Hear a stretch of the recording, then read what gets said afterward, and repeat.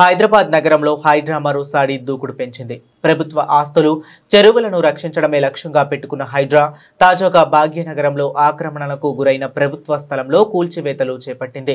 Banjara హిల్స్లోని Basavatarakam cancer ఆసుపత్రి సమీపంలో 5 ఎకరాల ప్రభుత్వ స్థలం ఆక్రమణకు గురైంది. స్థానికుల ఫిర్యాదు మేరకు ఈరోజు శుక్రవారం హైడ్రా కూల్చివేతలు చేపట్టింది.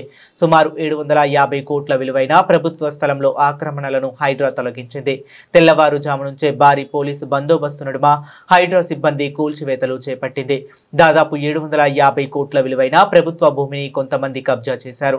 తప్పుడు పత్రాలు, సర్వే నెంబర్లు సృష్టించి ఆక్రమణలకు పాల్పడ్డారు. దీనిపై హైడ్రాకు పెద్ద ఎత్తున ఫిర్యాదులు వచ్చాయి. దీంతో హైడ్రా ముందుకు వచ్చి కూల్చివేతలు చేపట్టింది. 5 ఎకరాల ప్రభుత్వ భూములను కాపాడింది హైడ్రా. ఈ 5 ఎకరాల స్థలంలో జలమండలికి 1.2 ఎకరాలను గతంలో ప్రభుత్వం కేటాయించింది. అయితే ఓ వ్యాపారి ఆ స్థలాన్ని కబ్జా చేశాడు. వెంటనే రంగంలోకి దిగిన హైడ్రా ఆ స్థలంలో వేసిన షెడ్లను నేలమట్టం చేసింది. 5 ఎకరాల చుట్టూ కూడా ఫెన్షన్ను ఏర్పాటు చేసి ప్రభుత్వ భూమిగా పేర్కొంటూ బోర్డులను ఏర్పాటు చేసింది హైడ్రా.